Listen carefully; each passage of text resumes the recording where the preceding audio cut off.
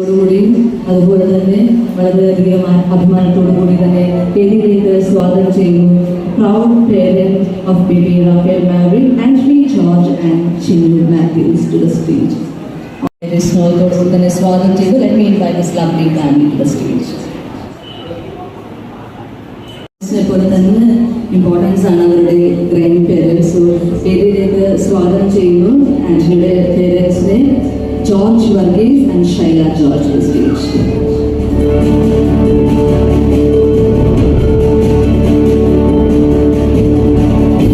സ്വാഗതം ചെയ്യുന്നു എക്സാൻഡി ഈസ് ജോൺസ് on stage.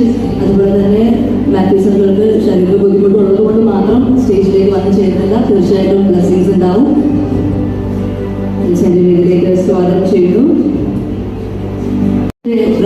Very handsome and energetic Jefin ജോർജിനെ വേദിയിലേക്ക് സ്വാഗതം ചെയ്യുകയാണ്. വെരി ബ്യൂട്ടിഫുൾ ഷിഫ്നെയെ വേദിയിലേക്ക് സ്വാഗതം ചെയ്യുന്നു.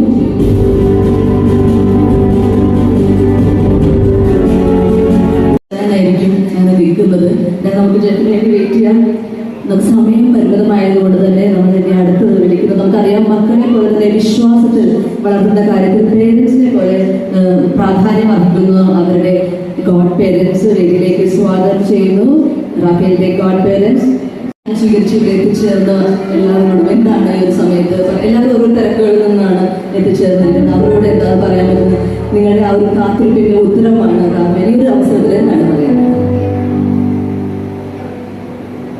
ക്ഷണം സ്വീകരിച്ച് എത്തിച്ചേർന്ന എല്ലാവർക്കും ഹൃദയത്തിൻ്റെ ഭാഷയിൽ നന്ദി പറയുന്നു. അപ്പോൾ എൻ്റെ മോൻ റാഫേൽ മാവറിക്, റിയാസിന്റെ സിസ്റ്റർ റിയനെ ഗോഡ് മദർ ആക്കി.